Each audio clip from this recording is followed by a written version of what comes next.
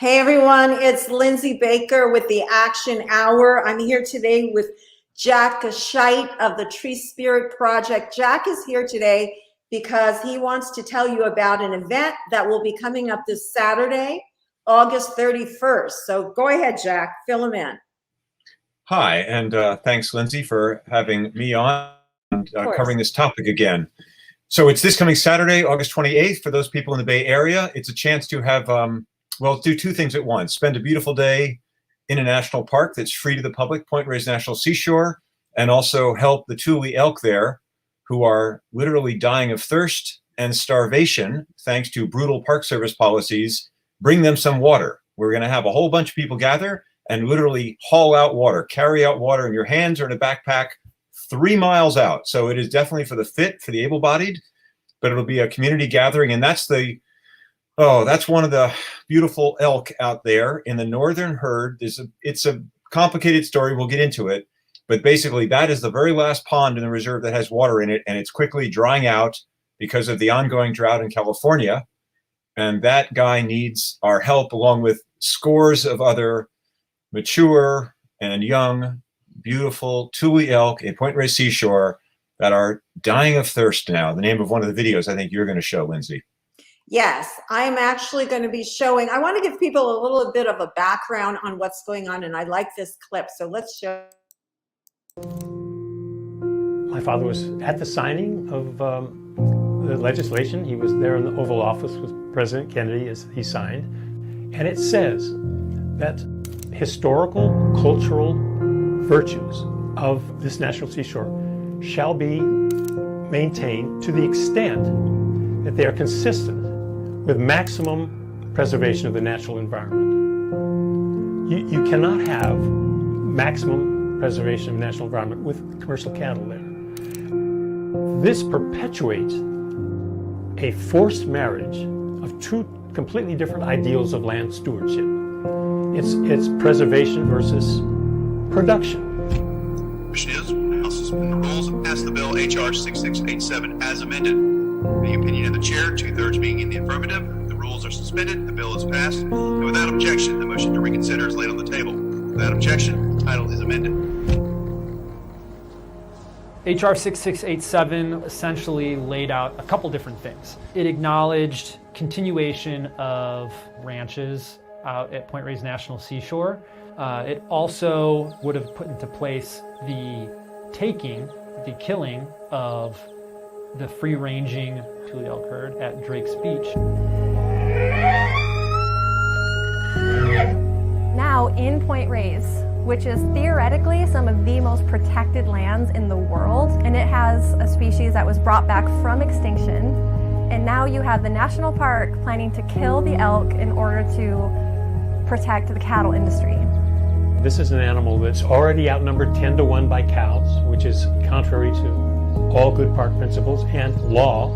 There was a specific mandate for Point Reyes that this park would be used as a place to restore Thule elk. And that is now being ignored by the Park Service because of pressure from the ranching community. Wow, so that pretty much lays it out, folks. The ranchers came on the land, I think because they said historically, they said that they needed to make some revenue, so they allowed the ranchers on way back when, and then slowly but surely they took over. They actually started taking more and more of the land, and now they've got what is the percentage that the cattle ranchers of the land do they occupy? About a third of the park, but I would say is they were there. It's an interesting argument, who was there and who lays claim to the land. The point is the ranchers have been there, European settlers, my lineage, right, in America, been there on that land about 150 years, but they were paid millions of dollars when the park was formed in 1962, and the agreement that they would leave over, it was called a life lease. So for many of the ranchers, when they died or when their spouses died, 20 to 25 years, and then they would be transitioned off. Well, that expired decades ago. In the meantime, though, they lobbied like crazy because they had a nice deal on that land, cheaper by far, about half, compared to land outside other parts of Marin County and nearby Sonoma County, where there are thousands and thousands of cows. So they were paid and then they lobbied politically to stay, which, that's what businesses do. But this is a destructive business, also a cruel business if you know anything about dairying or ranching. So they have no place inside a national seashore. That was never the founding legislation, which that elderly gentleman, meaning about 10 years older than me, Ken Brower, the son of David Brower, which might be familiar to environmentalists. He was the first executive director, the father, David Brower, first executive director of the Sierra Club. His son, Kenneth, is now a very wonderful spokesman for the park, along with Yvonne Chenard and other environmentalists who learn about this issue and see, as Ken says very well, it's the two issues diametrically opposed. You either have domesticated cattle destroying the land, or you have wild animals in smaller numbers restoring the land. And you can't do both. And the argument now from the ranchers is, we have, regenerative ranching, which is just complete nonsense, like clean coal. Can't be done, certainly not in a national park. Let's watch the second and last part of the clip of him talking. Bible on how to manage parks is it's called Management Policies, and it specifies that parks are supposed to get rid of, phase out commercial ranching wherever is possible. That's the rule. It's not just policy, but it's also law. It's in the law of the establishing regulation that my dad was there and watched being signed in the Oval Office, and it requires that the natural world, the natural environment, be the priority in Point Reyes National Seashore. And let me find the language. It's because I can't remember it exactly, but it's the property acquired for the park by the Secretary of the Interior shall be administered by the Secretary, and these are quotes, without impairment of its natural values, in a manner which provides for such recreational, educational, historic, preservation, interpretation, and scientific research opportunities as are consistent with and based upon and supportive of the maximum protection, restoration, and preservation of the natural environment within the area. That's impossible with commercial ranching. There's no way that the best ranching practices in the world can be consistent with maximum protection of the environment. And that's not just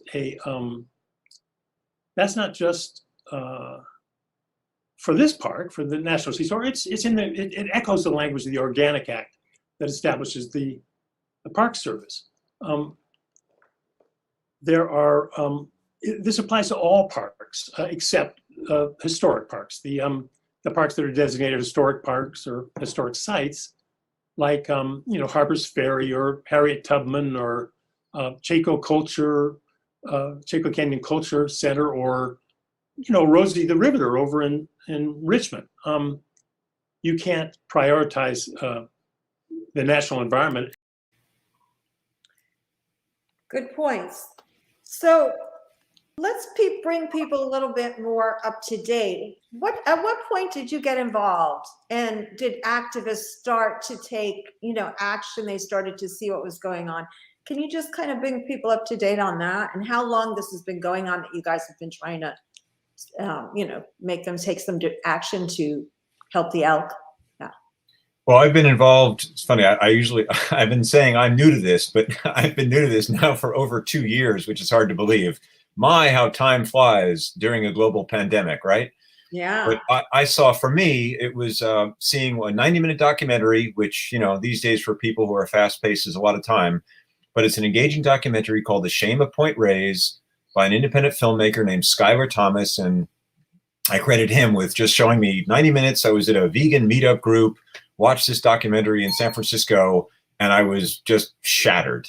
It just covers everything. One of the characters in that film is Diana Oppenheim of Thule Elk, and you just showed a clip of her speaking as well, a fiery young woman activist, also a yoga teacher, who's been at this for a few more years than me, as has Skylar, spending both of them lots and lots of hours in the park.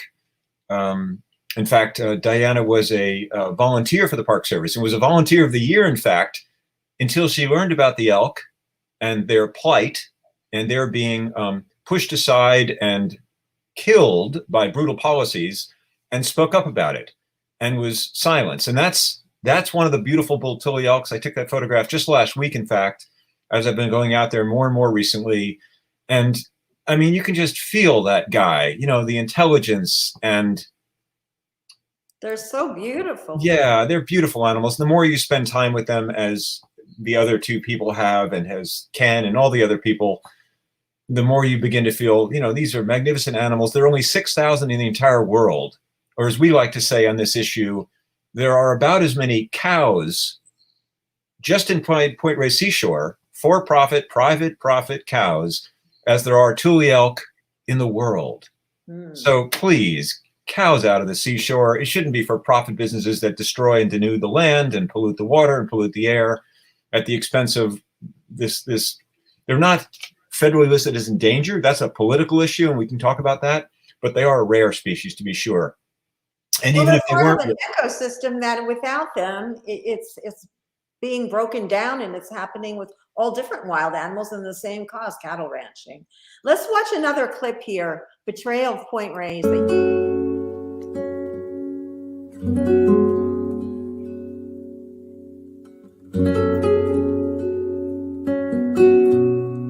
It's completely outrageous that a national park would choose to kill Tule elk when their whole species is at such risk. So I think it's time to let the elk do their work and restore this to what the mission of a national park should truly be. This is an embarrassment for the national park system.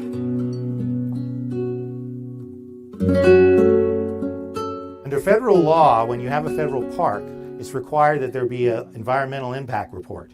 In the existence of this park, we have never had one. It's in violation of federal law. If the cattle ranchers would transition themselves away, they get to be heroes.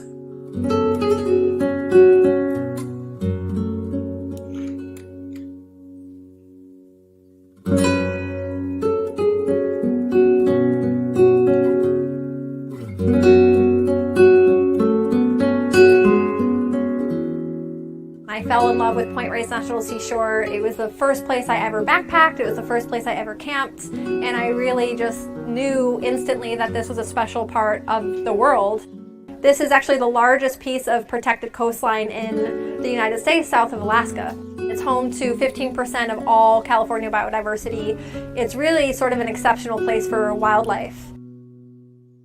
30% of the land here in our national seashore is leased to private dairy and cattle operations. 30% is a large number for a national park which is supposed to protect wildlife and biodiversity. The landscape is in terrible condition where the cattle are. It's some of the most degraded habitat that I've seen in my 30-some years of tracking elk throughout their native range in California, so it's pretty bad. The cattle are running the show. Cattle just eat everything. They eat everything down to the ground. So the elk are discriminate feeders. They'll feed a little bit and they shift. They're a grazer and a browser. And so they won't destroy the habitat. There's not enough of them to do that.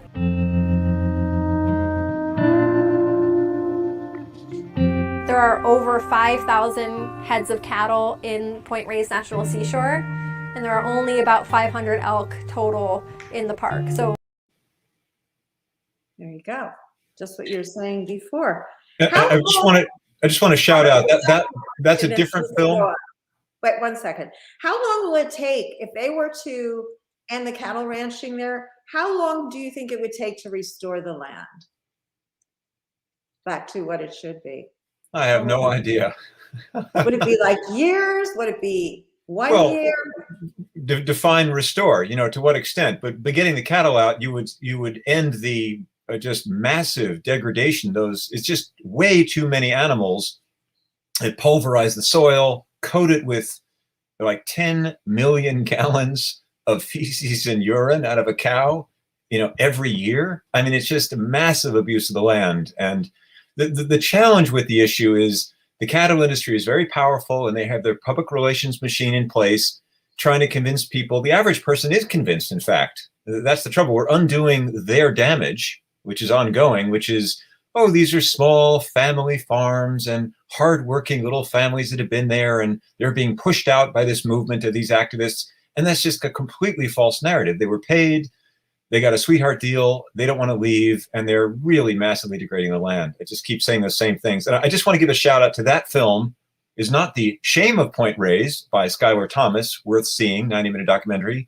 That is a film called The Betrayal of Point Reyes by another filmmaker, Silver Reaction Media, Tony Sagal, and he's an amazing guy. That's a 13-minute film with more of those talking heads giving a nice calm perspective and an overview of, in just 13 short minutes, everything that's going on out there that is just horrific.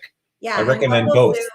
And what we'll do is put links to both of those films in the comments. Yeah, there are hundreds of us now involved in this, and all working together to inform the public, and eventually the public then push on the politicians. And as the Berkeley bumper sticker says, when the people lead, our leaders will follow. That's what's kind of one of the things that has to happen. And of course, then lawsuits, the other magic bullet here we'll get to.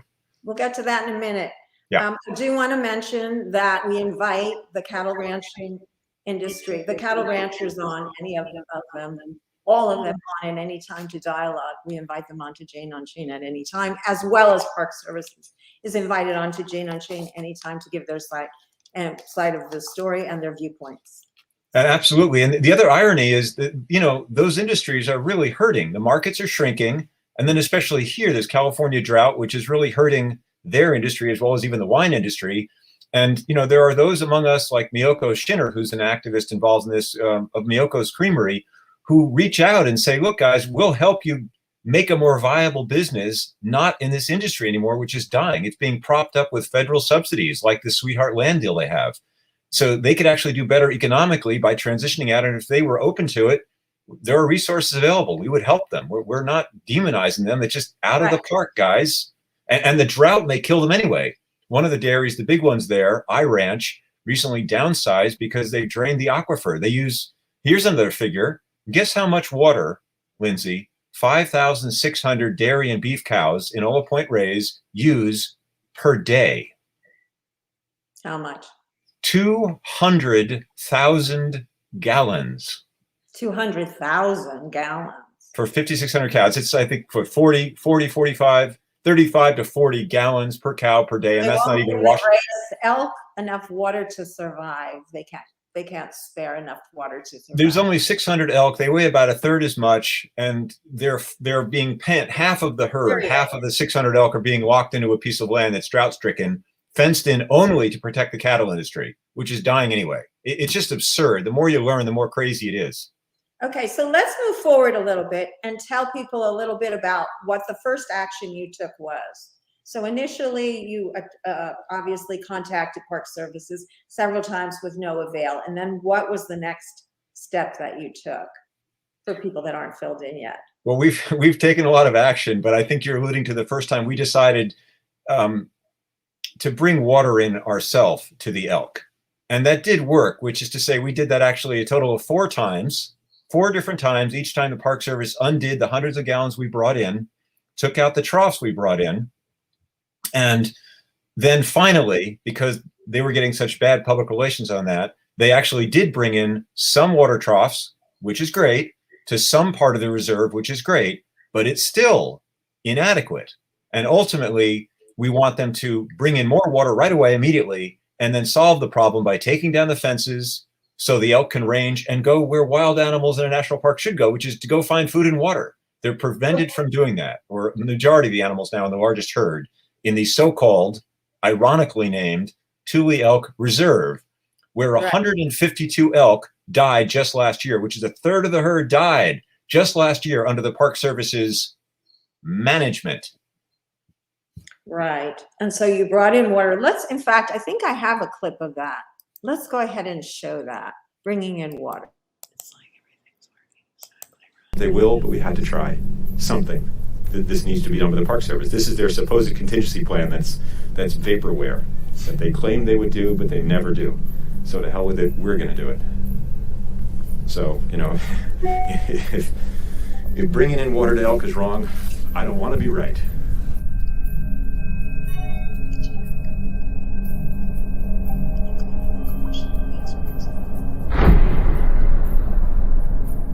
So when we go look out there, what are we going to see the water in?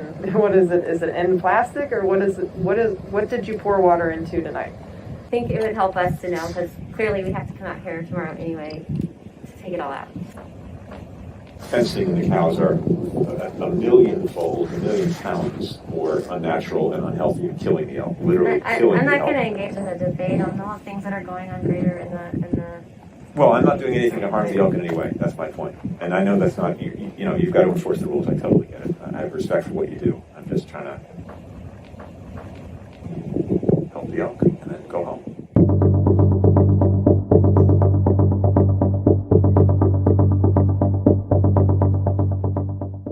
Tonight, the Thule Elk have water. Very brave activists went and successfully managed to drop some water into Point Reyes National Seashore in the Elk Preserve, where elk are currently trapped without water for the last 4 months. Many of them have been dying. Unfortunately, the park rangers and the sheriff, at the behest of the dairy industry, came, and we expect that they will be actively removing the life-giving water from the native wild animals, the Thule elk who live there. Wow, so that was way back when. And there was that picture you wanted to show, Jack. I told you it was in there, the skeleton of the elk. Why don't you tell people a little bit of how, you know, how they die, you know, and how they get to look like that, what we saw there. That photograph was by, I believe, Matthew Polverosa Klein, who's a National Geographic photographer, a professional. And he spent a lot of time in there wandering and coming, heartbreakingly upon all these elk corpses. They do decay very quickly. So he had to come upon them within a day or two of their death. And this is again from lack of water and lack of adequate forage in a drought-stricken area. And the Park Service said, everything's fine. There's a contingency plan. I keep using air quotes on all these phrases that they use. Contingency plan in place, and we will bring water if needed. Blah, blah, blah, and, you know, take them at their word. But then they did a count this year, and when we were pressing on them to bring in water and brought in water, and they cited me for disorderly conduct and this other nonsense, then they do a count, which they do every year, and said, oh, by the way, 152 animals fewer, 152 fewer elk are in the reserve. As activists, we say, well, you killed them, guys, because we told you it was happening. You ignored us, denied it, and this is what happens. And then Matthew was taking, I think he's got like 18 different bodies of dead elk, and it's just horrific. And then the coyotes tear them up, and the vultures get them, and they go away pretty quickly down to the skeletons. But it's happening again right now, and that's why, you know, we're doing an action again this Saturday. A lot of people are going to show up. We hope 75 or 100. And this time, instead of putting it in a nearby pond, we're going to walk it 3 miles out to show the lengths to which the Park Service should be going to put additional water in different areas of the reserve, so all the elk have water. It would take them a day to do it. We're working for weeks, you know, under the radar and doing these things as activist actions. They're not technically illegal. There's no regulation that says you can't walk in with a gallon of water and pour it into the last little pond of water that's left. You'll show a picture to. So it's safe, it's legal, it's participatory. You get exercise. You know, I'm trying to entice people to come out and join a community of fellow park lovers and elk supporters this coming Saturday. If you can come out, if you can go there, by all means go. But if you can't, you can still share out this video. And are you going to be posting videos that day? Are you going to be doing like some video shooting where people can watch, maybe live, and, you know? The connection out there isn't strong enough to do live streams, but again, Silver Reaction Media, who just did that, the video of that crazy masked man saying, if help bringing water to elk is wrong, I don't want to be right. Whoever that guy was filmed by Tony of Silver Reaction Media. He's going to be out there again, and 2 other filmmakers, I think, as well are coming. So we'll get footage, and we'll get footage out of what we're doing, which should be pretty amazing, actually, which is to say, instead of just walking in a quarter mile like we did 4 times we've done this, this is going to be the 5th time, and we're going to go 3 miles out to put water, not even in a trough, so they can't go at us, the Park Service, for putting, you know, metal objects or foreign objects in the park or whatever nonsense they want to throw at us, but just actually into an existing drying up pond. It's about down to 8 or 9% of its capacity. How can they empty that unless they suction it out? Then that'd really be bizarre. Yeah, that would be really bizarre. But the fact that they're prioritizing cattle over wildlife in a park is already pretty bizarre. Yeah, that is the whole thing, that they're saying the elk are a problem. We just covered a story on the wild horses. For weeks we've been covering the roundups of the wild horses in Nevada and Utah. And what they're saying is that the horses are a nuisance. The cattle ranchers are coming out and saying, and shooting them. And so there's the same thing. It's the same story, different wild animal. Wolves in Idaho. And then if your viewers, I assume many of them are animal folks, so they know about a wonderful Orwellian named agency called Wildlife Services. What is the service that the USDA agency called Wildlife Services provides? Killing wildlife by literally the millions every year. Why? For the cattle industry. The cattle industry, on the scale it is, for the number of Americans that eat meat and not having any idea what goes on to produce that product, it's just a scourge on the earth. I mean, see the movie Cowspiracy, and that in 90 minutes gives you the whole picture. Yeah. And this is what's happening at Point Reyes is in microcosm what goes on in that film and why they're killing wild horses and rounding them up and shooting wolves and coyotes and mountain lions and raccoons. If somebody wants to do some research on the organization that you just spoke of, where would they go to do their own personal I put up a webpage on my treespiritproject.com website, okay, treespiritproject.com / wildlife services. Okay, You we can have treespirit.com / elk, but you could go to wildlife services. Yeah, it's a drop-down menu. You can Google just Tree Spirit Project, and then you can probably, as a phrase, I'm guessing it'll work, Tree Spirit Project, and then Wildlife Services, and my website comes up pretty quickly there. The other one I want to shout out to is In Defense of Animals. They have been involved in this. They funded every one of those water drops. They're involved and supportive of all this. So they've been really great. I mean, obviously, they're a great organization. And even now, PETA has gotten involved, and they're going to be in, exactly. I mean, yeah, they got educated and got involved, of course, as they would once they're educated, and they're going to be helping with this next action this coming Saturday. So it's just the more people know, the more people jump on board, and this is how you build a movement, build community, and right these wrongs. Let's just put up the goals of this whole event you're doing now. I've got a copy of it. It says goal number 1, bring elk immediate water relief so more elk might survive a week or two of California ongoing drought. So you're hoping the drought ends in a couple of weeks? Or we're hoping that these kind of actions provoke the Park Service into doing what they should be doing, which is they've already brought, it's crazy.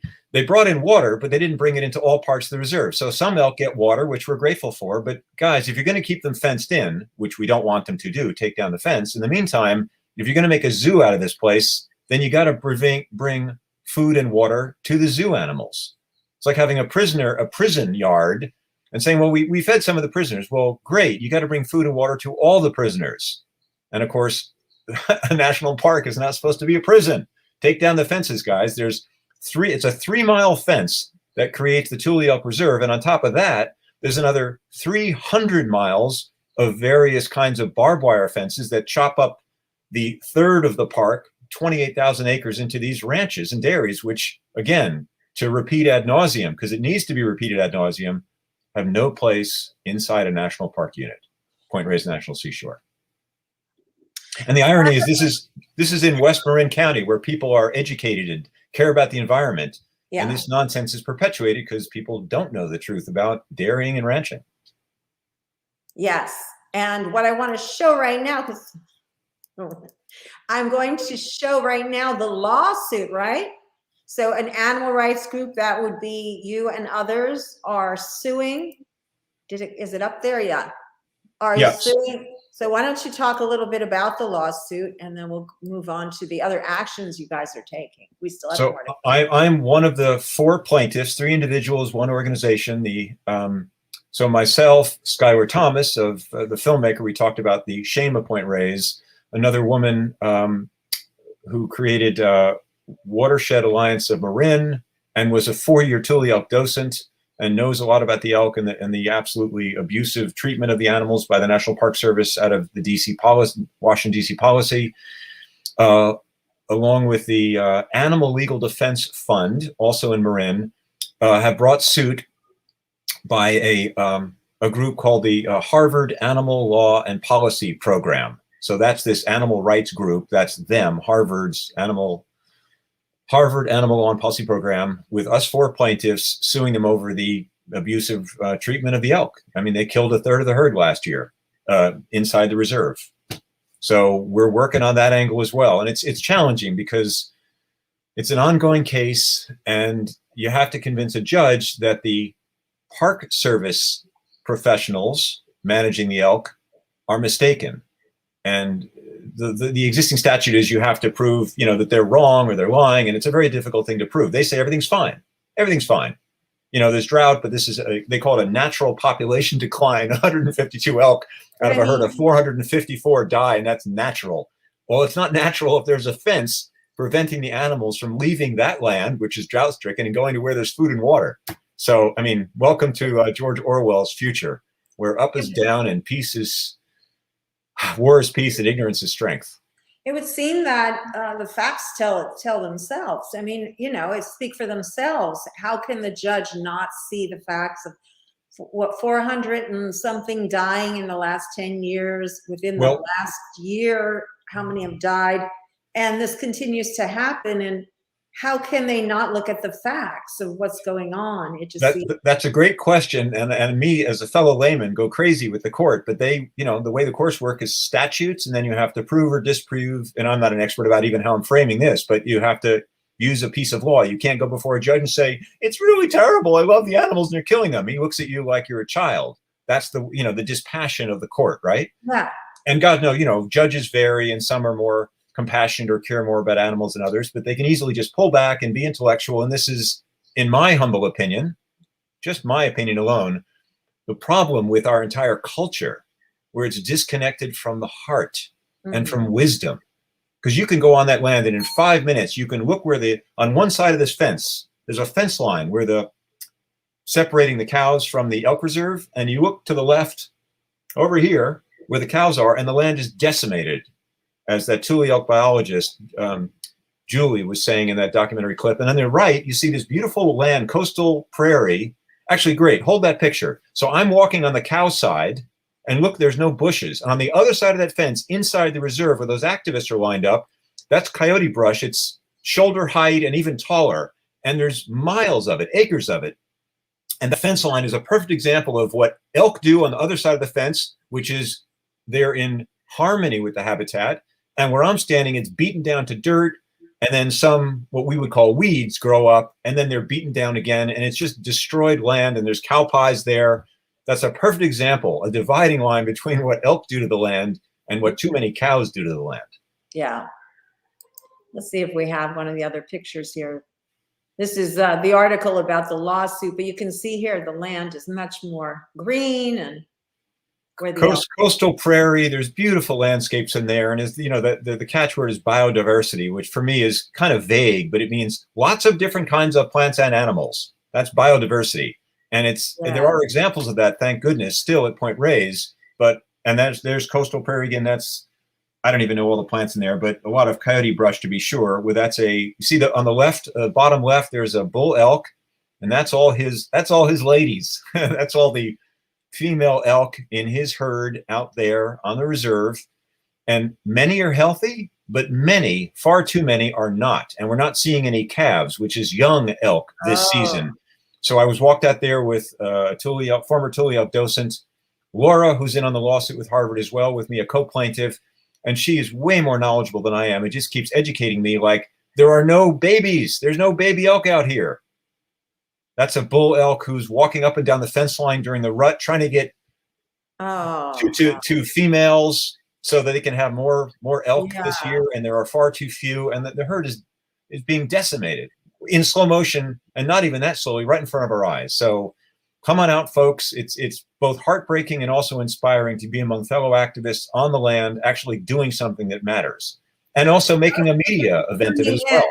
For those of you just tuning in, you're watching the Action Hour. I'm here with Jack Gashite from Tree Spirit Project, and we are talking about a very important action that's going to be taking place on August 31st at 11 o'clock Pacific time. Jack, where exactly are people meeting up for the event? Inside the Thule Elk Reserve at the end of Pierce Point Road, it's Pierce Point Ranch. And there's a, let's see, there's a Facebook event page for this, but it's probably easiest to get there from my website, treespiritproject.com/elk, and also In Defense of Animals, Okay. which is idausa.org/elk as well. Great. And there's, yeah, and people can just direct message me, and I'm happy to respond to them too if that's easier. Jack@treespiritproject.com is my personal email. And anybody who's interested, I'm happy to give you more information and directions and all the rest of it. Please. Is this correct for IDA? idausa.org. Thank you for putting that okay. up. But IDAUSA. I'll fix it. Yeah, thank I'll you. go ahead, keep going. I'll fix it. Yeah, so I like I say, I just a shout out to IDA. They've been really great on this effort ongoing and are very much involved with this coming Saturday. That's a donation link for what I do, working with them and for my own Tree Spirit Project organization. Yeah, I mean, it's just I'm one of many people working on this. I just I care so much about that land and this issue. And frankly, I mean, as much as I love the elk, if it was just about the elk, I would probably put my time and attention elsewhere. But this is also where it intersects with the destruction of the cattle industry and how that ties in with the climate crisis, which is in large part caused by the massive amount of cattle in America and the world, you know, which are, again, see the amount of the cowspiracy to see the massive destructive effect of the cattle industry. Yes. And we're glad that people are putting the effort out there for the elk, because the elk are very important too.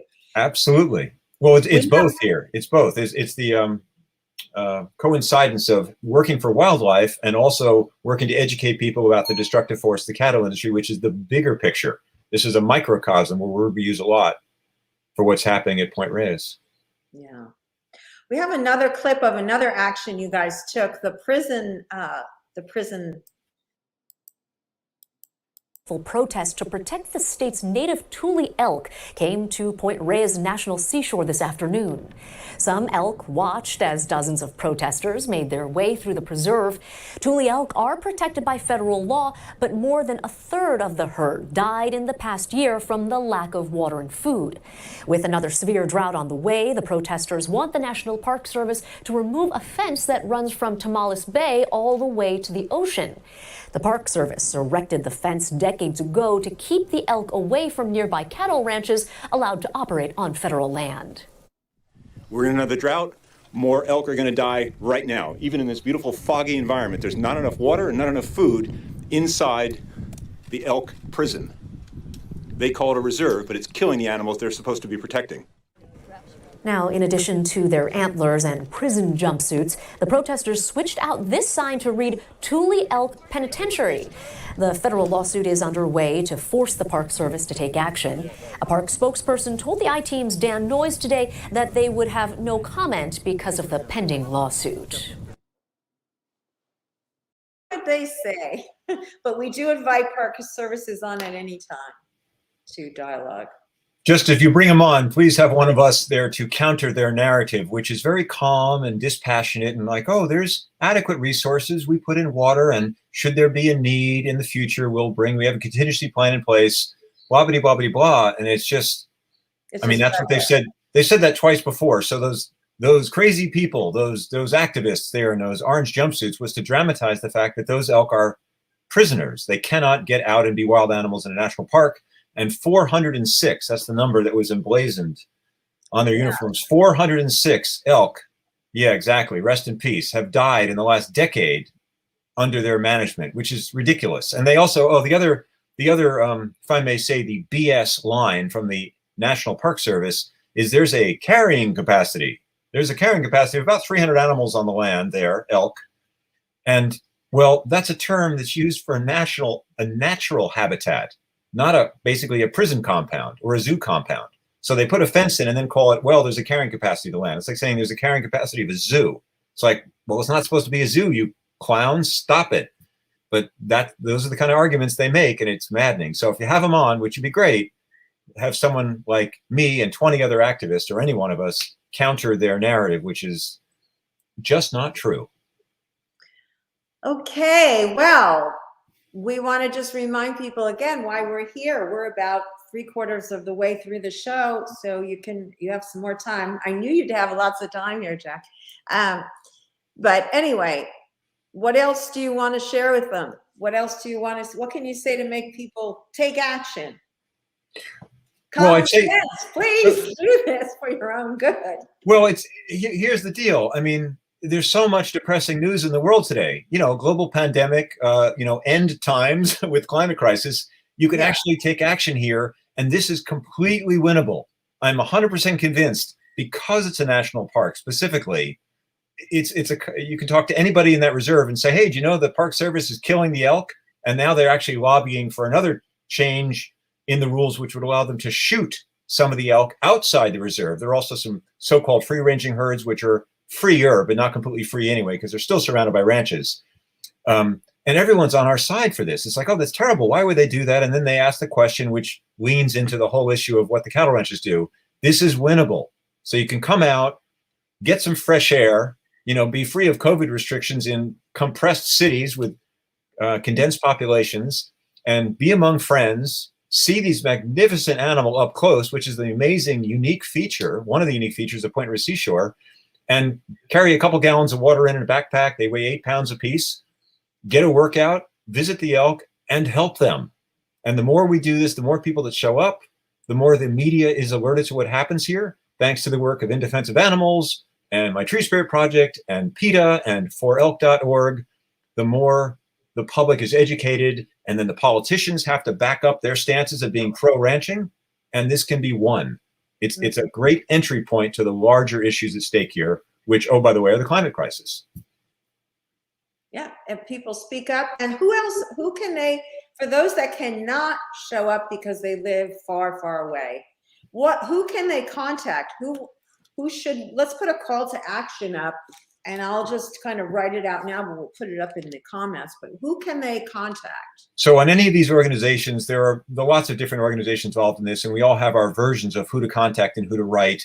Some of the key players right now is the Secretary of the Interior, Deb Haaland, who we see as a potential ally, but she's the most American of all Secretaries of Interiors, being Native American, of any Secretary of the Interior in U.S. history. So we're optimistic if the people press on her, she'll listen. She'll at least care, even if she too, like any politician, has to play politics. The other one we're trying to get to shift on this is Representative Congressman Jared Huffman, who knows better. We know he knows better. He's a smart guy, used to be a lawyer for the National Resource Defense Council, NRDC, but he's firmly with the cattle ranchers, and we want to push him in the right direction here, which is do the right thing, Mr. Congressman Huffman, and get these cattle out of a park. They'll do fine elsewhere if you want to, help those constituents, which you need to do as well. So those two, and how to reach them, and their emails and phone numbers, which is great, are on my website, treespiritproject.com, idausa.org/elk, and forelk.org as well. All three of our web pages have links to make calls if you'd like to do that. It's all helpful. Letters to the editors, helpful. Lots of ways to be a keyboard activist, as well as this Saturday, August 28th opportunity out inside Point Reyes Seashore at 11 a.m. to be an actual hooves on the ground activist. See the elk, enjoy them, help the elk as well. Yes, that's the message, folks. And share out this video, because that will get more people that don't know about it. Believe it or not, there are many, many people still unaware of what's going on in national reserves and national parks. And this is a problem, as you said, Jack, that doesn't only affect, it's a microcosm of a much larger problem going on all over the US and probably worldwide, of course, because people are consuming meat. And while they continue to do that until we get cell-based meat for them and other meat alternatives, which are luckily coming up quickly, that is probably going to help. But right now we have to take action here and help you guys out. I listened to a wonderful podcast from Dr. Melanie Joy. Why do we wear cows, love dogs, wear cows and eat pigs, or the other way around, something like that. I'm sorry, but she's wonderful. She really, I'll paraphrase very briefly here. It's like educating people about meat and the effect of the cattle industry is like trying to educate a fish. And by the way, fish are, sentient, wonderful creatures. To tell a fish it's swimming in water. We're all raised in this unconscious belief system, which she labels carnism, that says eating meat is natural, normal, and necessary. And, yes, it's historic and we've needed to eat meat, but that time is long gone. Too many humans and too many resources to grow that as a food, not to mention, of course, horrific cruelty because of what we have to do to animals to feed this many millions of American mouths and billions of earthling mouths. Its time has come and gone. How long have you been vegan? Good question. So the reason I'm so compassionate to carnists, non-vegans, is I'm 61 years old, and for over 50 years, I ate meat and didn't know and didn't want to know. Most of us did. Right. So, I get it. And I have nothing but compassion because it's me for the majority of my life. I saw the movie Cowspiracy in 2014, I think it was. And then I couldn't run away from it anymore. And then, of course, at the time, my girlfriend was vegan for ethical reasons. I came in from the environmental wing of the movement, if you will. And then it's like, okay, I'm going to go this way. Now I can look toward the ethical argument and withstand the guilt and the shame and the brutality of the industry, which I didn't want to deal with, just out of mind. And there's all these defense mechanisms that we all have. And that's for me why I'm an advocate for being, supportive and patient. Dr. Will Tuttle helped me with that one, to be sort of Buddhist of all things, about how to help people to not do more violence and injury to themselves and to animals without doing violence to those people who are being violent, right? Exactly. It's very challenging because, my own judgment comes up and like, God damn it, can't you see? Like, didn't work for me. It's not going to work for them, Jack. Back off, chill out, and get wiser about how this issue is so systemic that people don't even know it's happening. Yeah, it's just really insidious. It's tied into the drug, pharmaceutical companies and the meat industry. They're all tied together. But this big uproar is coming together from all different angles. And I think we've made so much progress in the last few years. Well, that's the other positive thing, right? Veganism has gone from 1% to 3% or 4%. I mean, and vegetarianism and just people even understanding, I want to move toward eating more plants and less meat. That's fine by me. Vegan activists get into purity arguments and all that about what degree. I just say, just encourage people to move in that direction. It would help a lot. Yeah. Start small steps. We're for small steps, and then big steps follow. And once you stop eating it, it's pretty disgusting, actually, in my opinion. Yeah, well, you're like a lot of people. I wish I felt that way. I'll be honest and speak to the few meat eaters watching this and saying, I still love the smell. My mind compartmentalized, like, oh, that food smells good. And then I have to say, wait a second. You know why? Oh my God, that's a horrible food. It's the spices, it's the herbs, because meat itself has no flavor. Think about it. If you were to just cook a piece of meat with nothing and eat it, it's pretty tasteless. I don't agree. And I love you and love your show, and we're on the same side of this, but that's not my experience of meat. For 50 years, I ate it and yummy. But anyway, I'm incredibly healthy. I just went for a 5-mile run before the show, being a vegan for years now. So how many years have you been vegan? Since 2014, whenever that was, November, I think that film came out. I hosted a screening for Cowspiracy. And then it was a gradual for me. Some people just flip a switch. I was freaking out, like, I can't eat this. I can't eat this. I can't eat this. I'm like, oh my God, is this actually safe? So for me, it was maybe a 6-month transition into 2015. So 5 or 6 years now, for sure. 5 or 6, yeah. I've been vegan for 6 years, and I would never go back. It just, ugh. Well, yeah, once you're there, then it's health, environment, and oh my God, ethics. Mine was ethics first for me. It was ethics. Yeah. I really didn't know what was going on in the industry. I believe the humane meat and all those crazy things because you want to. And I wasn't eating it anyway. I was just eating chicken and fish, which is terrible, of course. But right. So that's what I love about the point Reyes issue. I'm sorry. No, go ahead. No, I'm just saying, it's terrible for the environment. I mean, that's what I love as a vegan activist, an environmentalist, both of which hats I wear, as well as professional photographer and former copywriter. I go into Point Reyes Seashore, with my camera and take pictures of the elk or look at them and enjoy them and advocate for them. And then the average person walks by and says, oh, what are you doing? And we talk about elk. And I say, yeah, did you know the Park Service actually is killing these animals, which freaks everybody out. And then if you're kind of calm and gradual and listen to people, not just blather on like I'm doing at the moment, you're immediately talking about cattle. It has to go there because that's the big issue when you talk about pollution or methane or greenhouse gas or climate crisis. So Point Reyes is a wonderful place to do that because I much prefer, although I'm on your computer right now, the magic computer screen, I'm not a happy camper when I'm sitting in front of a screen. I go into the park beyond the range of cell phones and I'm on the land, calmer, slowed down, enjoying just the absolute exquisite beauty of these animals and the land there. And that's where my heart sings and I'm happier. And that's why I'm an advocate for all of that nature stuff. Yeah, I agree. Yeah, and it's getting destroyed. So if we don't speak up, it's it's going to be too late very soon. So hopefully people will wake up.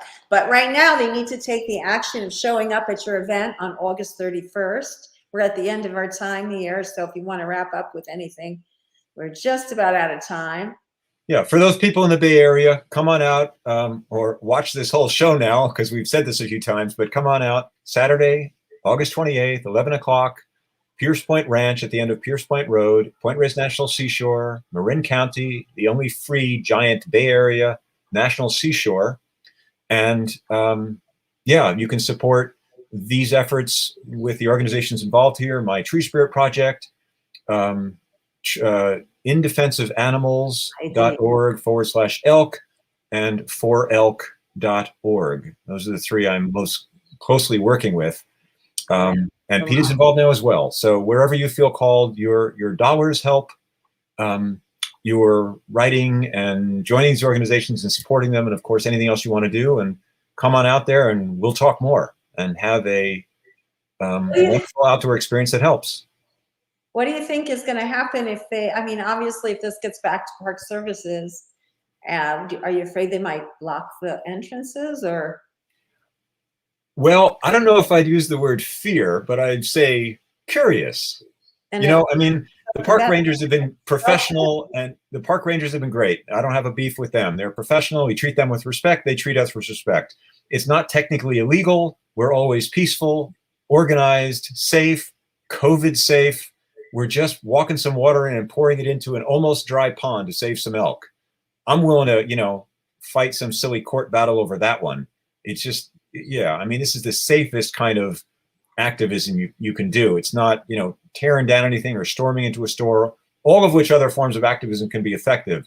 But this is low key, and they've let us. Actually, the last time we brought water in, we did it in front of them, and the Park Service was there and just let us do our thing. They let you do it last time. They didn't take the water out. Well, they waited cleverly. They waited 5 days until we were no longer monitoring the water, and then they took it out. Well, this time, but then they can't. It's not a tub, right? Correct. There's no way to take it out.